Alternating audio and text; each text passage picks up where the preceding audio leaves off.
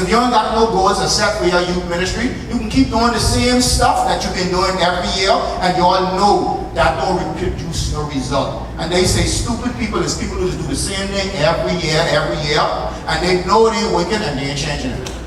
The only way to be able to adapt and change in what you're doing is you have to measure and track stuff. Now that's my marketing mindset. Okay? What does not get measured, what does not get tracked, does not change. So if you don't know how much young people you have coming in you every Friday, then you don't know whether or not you're growing or whether or not you're dying. That makes sense to you all? Yeah. Alright. I sound too rough, okay, alright. So, like I said, they don't care about your bills. They only care about their donation having the biggest impact, and you gotta align with those two requests. Okay? Here's a case study, Francito. Alright, this Francito case study, I'll talk to you about a triangular partnership. Now, I know I probably throw on a lot of stuff at you fast, but we can get more time to kind of discuss some stuff. That's okay? Yeah. Okay. A triangular partnership is kind of really simple. Alright. Francito in our youth group in Freeport, she needs $5,000 to take 10 of our young people to attend a leadership summit in Texas. She approaches Conrad and Co, CCO. Okay. Thank you so much. Great opportunity, folks. We appreciate you coming with them out of the floor and being here with us. They got to leave to catch that flight. What we've been trying to do in some instances is trying to record some of the sessions so we can kind of release the videos as we go along in that process. Alright, so Francito, she approaches Conrad Co for funding to assist. And Conrad Co wants to help, but he doesn't trust that Francito can use all the money for a trip. This is a natural occurrence. This is happening. Okay? You'll never let nobody fool you. Whenever you approach an organization, one of their fears is that if I give you $5,000, I'm sure you're in the pocket most of that money. Okay? So, let's look at it. And then the other part of it is, Conrad and Co. has got to show his board of directors proof.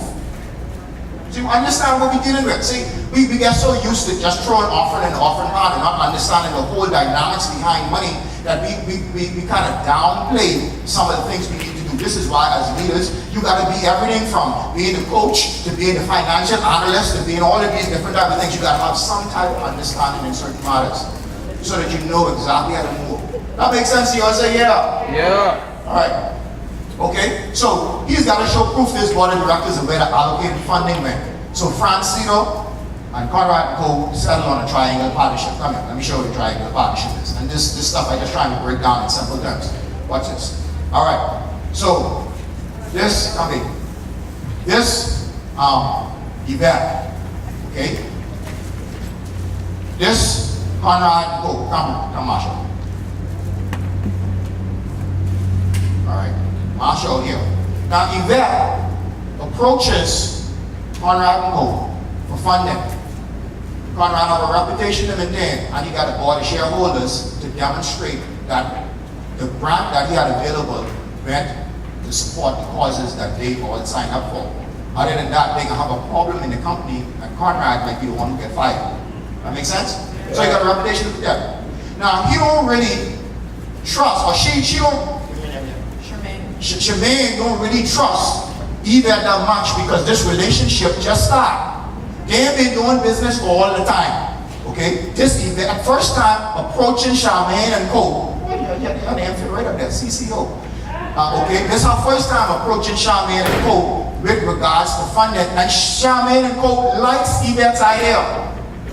And she wants to help Yvette. But now, she got to protect her upside. Her board of directors, and she also got to protect that Yvette can use the money properly.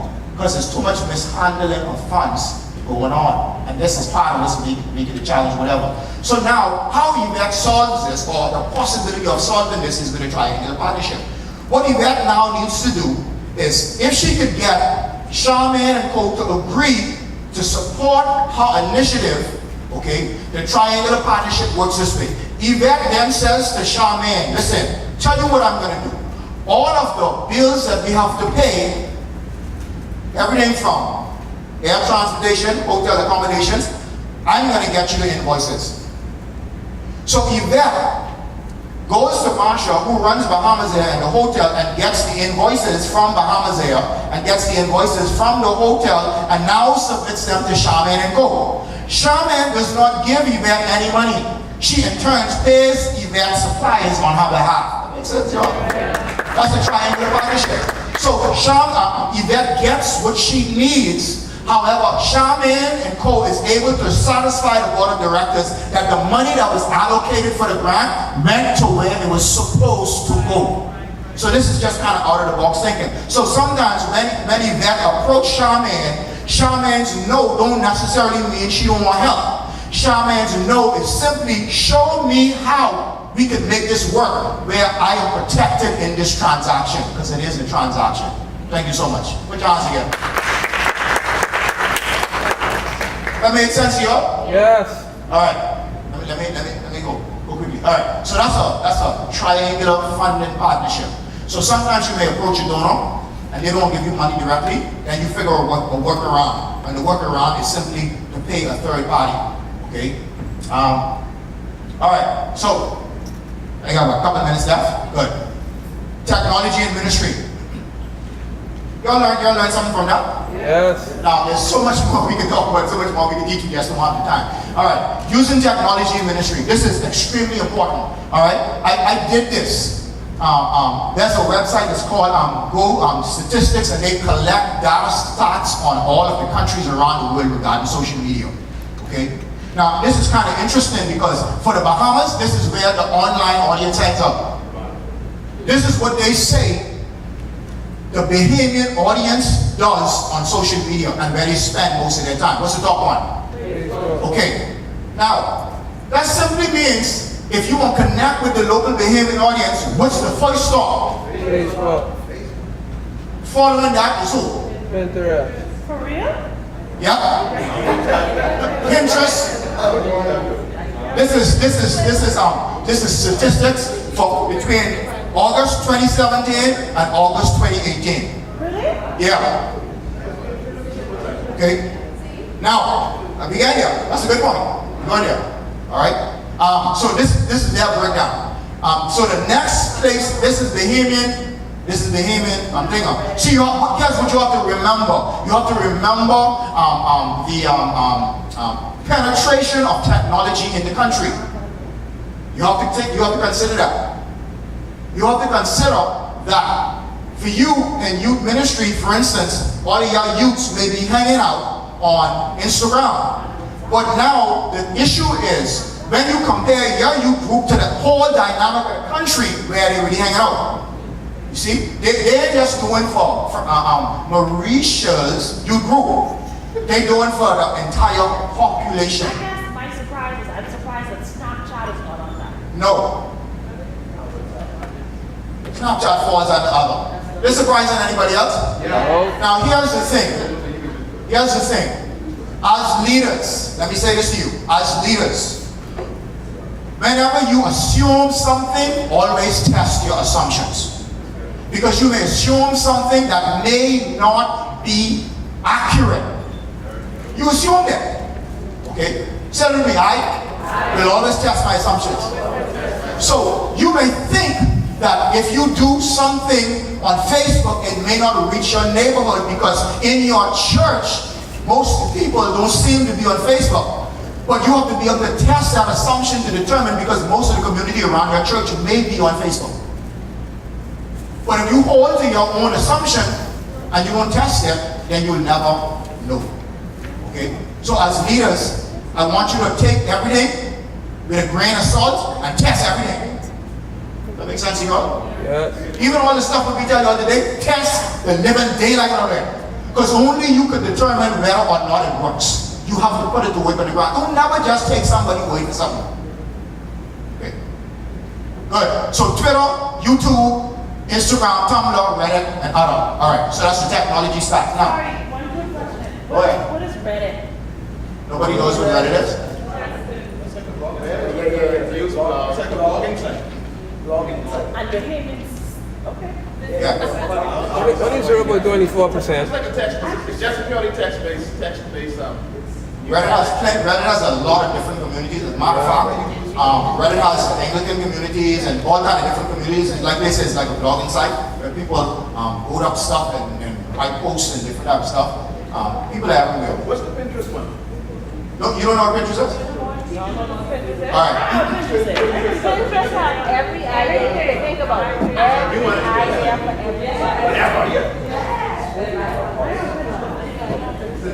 everything. All right. Let's try this so I can understand this now. I'm not going to break down the full dynamics because we don't have the time. Now, every one of these platforms have a different age audience they cater to. Okay? So Facebook caters to, I can't remember. We have to look at the stats. Anyway, but just Google them and you will see who caters to what age group. And then based on the age group you're trying to track, that will be the platform that you spend all your time on. Does that make sense? Yeah. Okay. Facebook used to be a place that catered to more the younger audience, but the younger audience has moved off of Facebook on Instagram. So what Facebook now is really catering to is Facebook is catering more or less to the 25 to the 65-year-olds. Okay. They now start to call Facebook the Grammy page. Because the younger audience has migrated either to Snapchat or Instagram. So depending on who you're trying to reach, that's the platform you need to be on. That make sense? All right, good. So here are some other stats. For the general convention, the general youth convention, we launched some stuff on Facebook. Here's what we was able to accomplish. Okay. First of all, the first promotional flyer that we did a promotion, a $5 promotion on that. We were able to reach over 21,000 people, and we only targeted Bahamians. Yeah, come on. Don't get scared of technology. Understand it so you would use it. Jesus walked everywhere he went to preach the gospel. We don't have to do that. We could take a selfie. We could go on Periscope Live. We could go on Facebook Live. We could go on YouTube Live. And we could share the message. That's why he said you expected to do more than he did. That's really good. Okay. All right. We launched a promotional video. You all saw the promotional video we did? The promotional video reached over 8,000 people. Again, we only talking Bahamians because we only targeted Bahamians. Alright? And then on Tuesday night, over 3,100 persons saw the service. On Wednesday night, it was about 1166. On Thursday night, it was a little lower, 359. And last night, it was 669. And all of the stats we got from the stuff on Facebook. Okay? So I ain't guess those numbers. Facebook told me that that's what happened.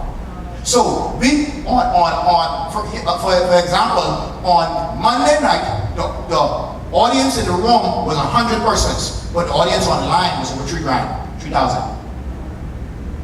Come on, man. That's what influence is. Okay? Alright. So that's technology stats.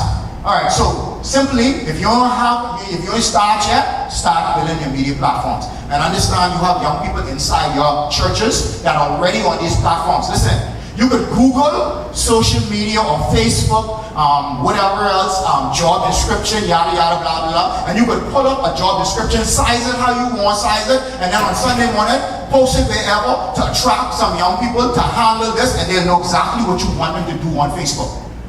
That's how you engage them. Because they're already on the platforms. You see? So your services are being live streamed and all of this stuff is happening and you're reaching people. And now here is the thing about this. Watch this. When you get ready and you go to a donor for money, the first thing they can do is Google you. Don't let nobody fool you. Because they want to know about your credibility. But if you've been posting sensible stuff on Facebook, YouTube, and whatever, whenever your name come up, that's why one of the things that we're doing, we have a search engine marketing company that's doing some stuff for Highway. I will control the name Highway Church of God, youth department, all of those different keywords throughout the whole of Google. So whenever you type in Highway, boom, there's something positive about us that comes up. Why? Because it gives credibility.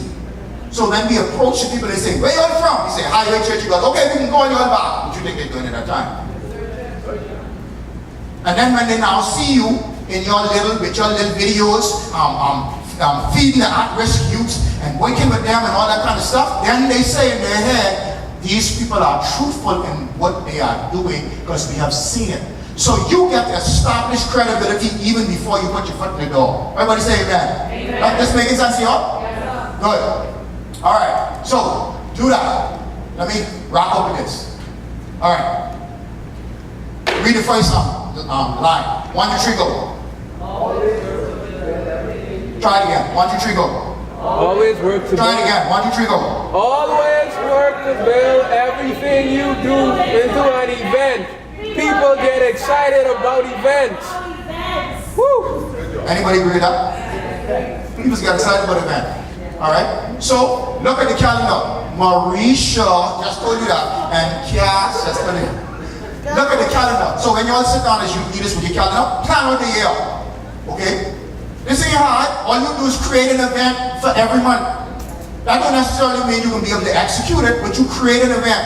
And one of the things about creating events is you gotta give it a sexy name, you gotta give it a sexy flyer, and you gotta make sure it's sexy when the people come. There you go. 3S. 3S. You understand? So if you Yes. make this is where your creativity come out now. Alright? And if you're good at creating graphics, there's tools such as Canva and all of them other places that you can go to as free tools. They almost create a graphic for you. Okay? But you get your sexy flyer and your different type of things. I think you should slow down right there, Conrad. You just gave a really good suggestion. Explain to them what Canva is, spell it out so they can download the app and believe it. Because it's an amazing app. I use it all the time, but you just like you rush past that just now, and that's a really awesome tool. Canva. Alright, Canva, CANVA.com. There's actually Okay. an app too. Yeah, there's an app. I usually use mine on my laptop, but you can put it on I do it on my phone. your phone, CANVA.com. You could go there and establish a free account. You don't have to pay for this tool. Okay? What Canva is Canva is an app. An app is simply short for application or software application. Canva is an online application that allows you to create everything from flyers to Facebook stuff to YouTube stuff to Etsy stores, you name it. You could create any type of graphic. You could create books on Canva, you could create magazines on Canva, you could create flyers on Canva, you could create menus on Canva, you could create anything on Canva free. Everybody say free. And Canva comes with thousands of templates. So you might want a sexy flyer, and as you go through Canva, you see a flyer you like, all you have to do is change the date and the time of the flyer, and boom, you're ready to go. Because all the background, all the graphics, all of the stuff is already there. So what tends to happen is, people like me, who have a digital marketing business, I'll charge you $500 for a flyer and then go to Canva and create it and then sell it to you. That's it. Right. But most people do that. If you go to get a flyer made, the cost of a flyer starts at about $60. You get it free. And you'll find that some of the people who charge you $60 is very easy.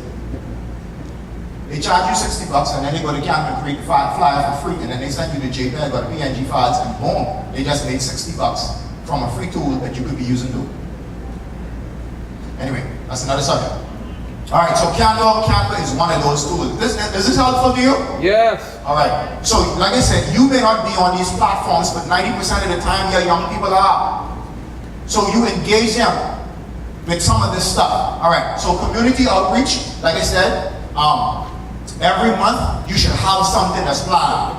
Most of our churches have youth Sundays, but most of our churches, our youth Sundays suck. See yourself. I apologize. Say it again.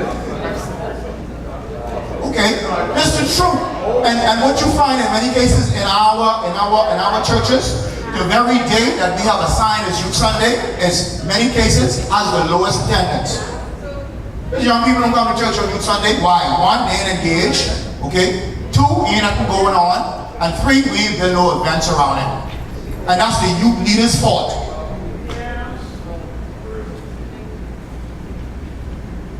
Alright, I'm talking from the pastor perspective now. Let me go back to the general director. Because if you are given a day on the calendar for you and for your young people, the pastor has already agreed that service shouldn't be run by the senior management of the church. Because you're trying to reach the senior management of the church. But if you don't have nothing planned, they can revert to what they always do. Fancy, though? Yes, sir. Let me say this to you. And I think this is the last slide, probably one right after that. Let me say this to you. Old people, say this to me, old people. Old people. Just follow. Just follow. Young people. Young people. Don't let nobody fool you. Old people must stay relevant, eh? So when they see something that makes sense, they will participate. Notice my words, that make sense.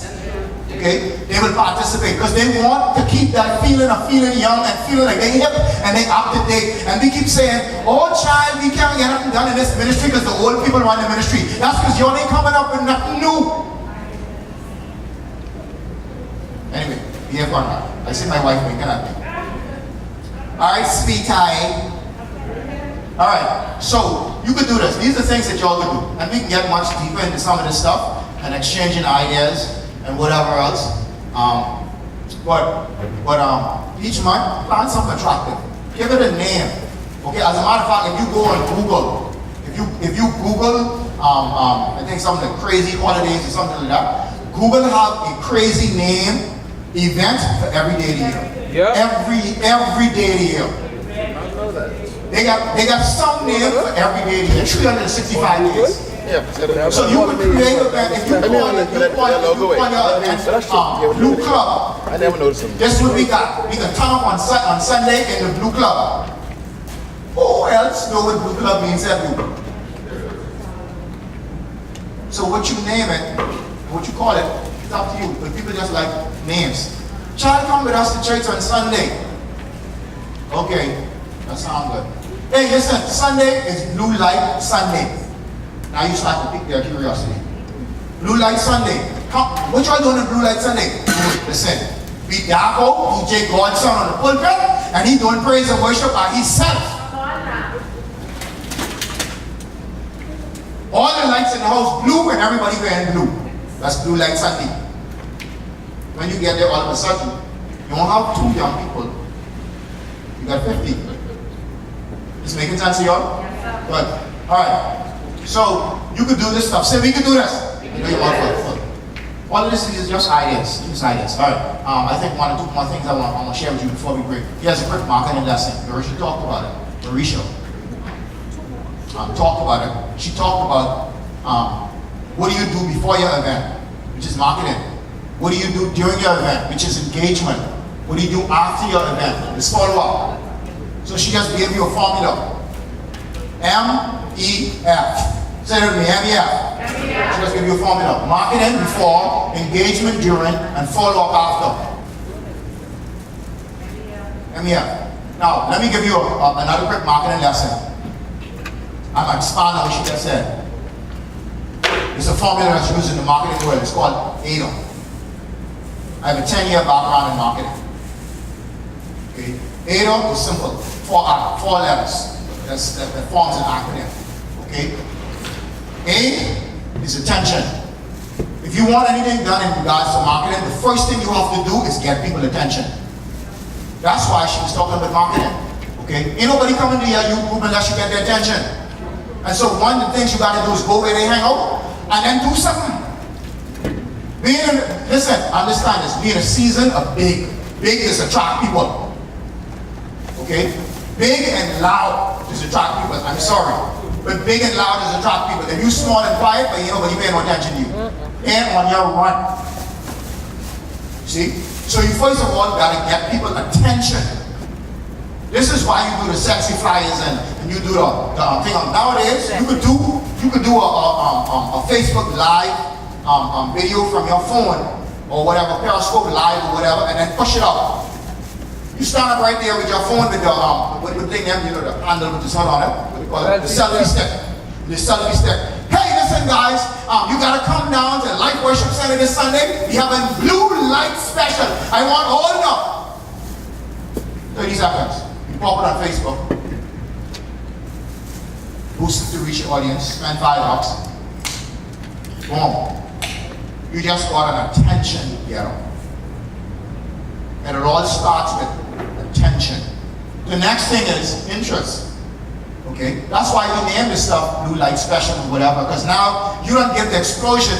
Now the next phase is you got to get them interested.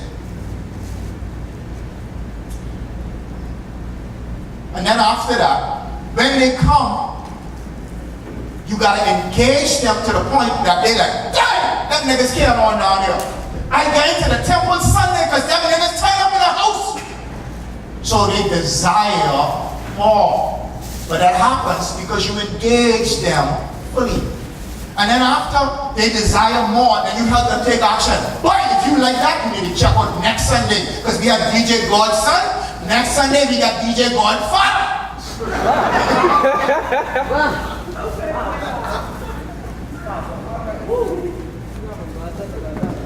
That's the formula.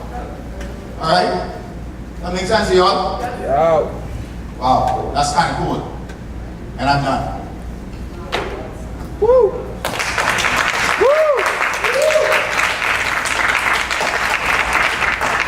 We just barely scratched the surface today, but we want to have this ongoing conversation with you. Because we can't give you everything in one day. You see, we want to have an ongoing conversation where we talk about marketing strategies to reach the next generation. We talk about youth ministry strategies. We give you, like we talk about curriculums and all of this different stuff. This is the reason why we have the general youth department. Okay? One of the things and I'll say this, one of the things that's in my heart as a general youth director with regards to funding is very simple. I want us to be able to attract and build a level of funding within the general youth department such that whenever January, more or less August, because August is youth convention. So when our budget starts in, when does it start, man? In September, right? Good. So our budget year is September, that's right, man? Yeah. Our budget year starts in September, right? Yeah. Okay.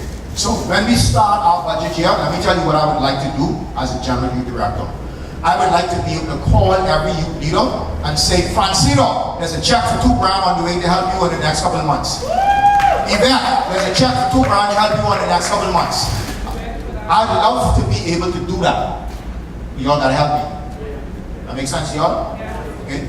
Because I know youth work is expensive. I don't want to just have, and I said it, man, I don't just want to have money in the general youth kitty just for the sake of banking up money. That don't make no sense. You get money for ministry.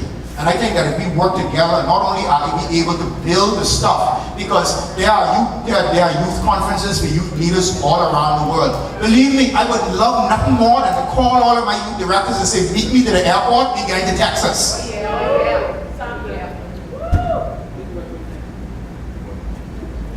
I'd love nothing more than that. But so far, based on what we have in the kitty, the only thing I can do is call you and say, listen, you all meet me, the light way shuts down. We had a great day today. I appreciate you so much. And if you have any questions or comments while you're eating or whatever else, feel free. Like I said, we have a whole lot more that we can share, but the time is really limited as to what we can do. And we just try to pack as much into the session as we go on down the road. We're going to have a whole lot more youth leadership trainings, and one of the things that I want to do is be able to understand what each of your abilities and your strengths are throughout the youth department, so that we're able to share the platform where you teach some of your ideas and all of this different type of stuff, and we share going back and forth, you see, and we empower each other. That's really what I'm really interested in. So I thank you so much, Mauritius, for coming and finish wrap us up. Let's give Pastor Conrad a chance to eat. Let's give him another hand. That's really, really good.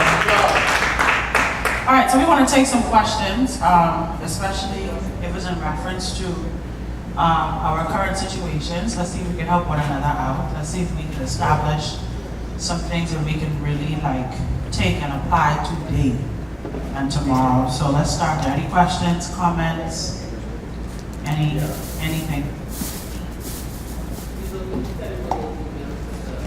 Yeah, I will send out the curriculum. I will text you as soon as I get that up. I just have to look over it to make sure it's legible and and just make sure typos and stuff like that, and I can send it out. That's okay.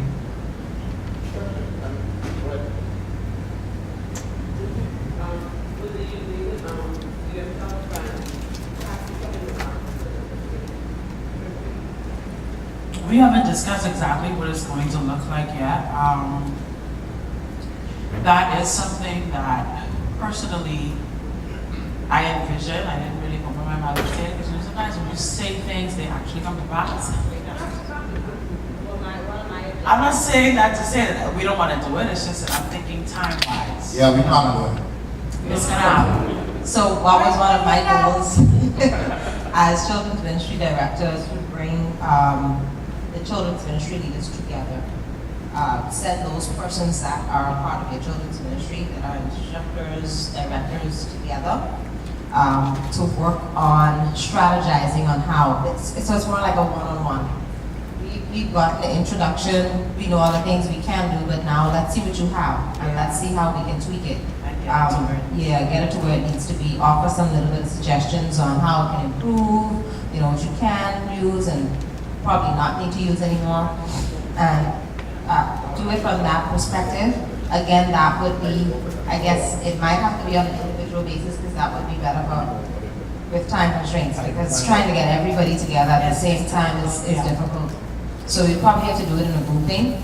So we'll take 3 churches that are available at the same time, work with that 3 and go to another 3 and see how that works. Do we know what our greatest needs are though as a ministry? Because I think a lot of times we can point out what's going wrong, but we don't know necessarily the source of the thing that's going on, because that's the need that needs to be met, right?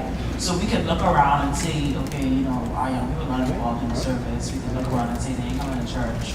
We can look around and say they're not dressing appropriately, their habits, you know, their bad hygiene habits, you know, things like that. We could look at those things, we could see them, but do we know what the need is? I think as leaders, we do a lot to engage them and set their mindset. Because I think all of us will come and do our best to pull them and keep them interested. But if they're not really into it, and I do think it's bringing in the parents. Because if they tell them and engage them, encourage them, they'll find things to say. Yeah, so it's not yet right, it's just the church and the youth leaders. The parents and the household have to really be involved in it, because like you said, they would be interested, the church folks will be interested, the church folks' children will be interested. The outsiders, that, you know, seem to be a little scratch, I mean, We'll say this to you. Life Worship Center, our teen ministry is mostly comprised of outside teens. We have like about, I would say, 12 or 13 teens whose parents attend this church, and everyone else, they would have come out of an outreach that we would have did either at GHS or at the school, at CH Reeves, okay? So our greatest difficulty with them is communication, number one. It's very difficult to communicate with them because their parents are there. So we have to reach out to them individually, right? The next thing is that, like you said, it is hard to engage them. It's hard to keep them interested. But what we have to do to pull them in is we have to establish relationships. This is where the work really begins, because that means that you kind of have to talk to them every day because they frenzy. They frenzy, they clingy, and they need you all up in their space. So, like I say this to Trey goes all the time. Trey and Tate, my leaders, they can attest to this. There hardly is a week that ever goes by that I say to them, hey, y'all message these teens individually. And really, I say it from a posture because my phone too full. When I wake up in the morning with 80 new messages in my WhatsApp, that's exhausting. But it's the reality of what ministry looks like. So I would wake up in the morning and I have like 4 teens in particular, I guarantee you, without listening to me, without a doubt in my mind, I know it. I need messages on my phone from them when I wake up in the morning. See, the challenge with me and Marisha is we don't just serve in our individual families. No. So I'm not just children's ministry leader, that's it. She's not just you. We attach to almost every other ministry. Yeah. So, you know, when you compile that, you know, if you... And I know that that's the same thing with the rest of us in this room. And so that's why it's so hard for us to really zone in and hone in, because and we have things pulling us, And then we have lives. And your lives. You gotta go to work. And what you saying, Montero? I just got, We have a life. Yeah, I mean, I tried out, but I find that it don't really work. I basically eat and sleep outside of church and work. Yeah. well, in terms of keeping the youth engaged, I was a part of this program under the Ministry of Youth. Is that YEP? YLC program. Okay. What they highlighted was that what you do is you you don't really tell the youth, hey, stop doing this negative thing or something like that. Give You them a can tell them that all day, but then it's really up to them if they can do it or not, stop it or not. However, what you can do is that you promote positive Yeah, it's a activities better for them to do. alternative, yeah. Get them involved in doing something positive. And It's really good. as time go on, it will kind of eliminate the negative stuff. They'll spend more time doing the positive stuff and eliminate the negative stuff. That's really, really That's, good. that's the best way I see you can get It's really, really keep the good. youth engaged. We have to add pressure to it though. See, what we do is we make it a suggestion. And everything else around them is not taking a suggestive posture. Everything else is saying, do this and do it now. They don't have friends coming to them saying, let's try sex next week. That's not the conversation that's been had. If they try sex next week, it's because they did it this week, and the plan is to do it again next week. So we have to. I never really saw a youth ministry like this until I got here at Life, where I realized we have to be pressure. We have to be peer pressure as well. We have to do it. We have to be pressure. They should feel pressured to come to church. They should feel like, these people nagging me. Like how my friends is nagging me to go out and do bad things. The people in church should be nagging me to come to church. And I know that seems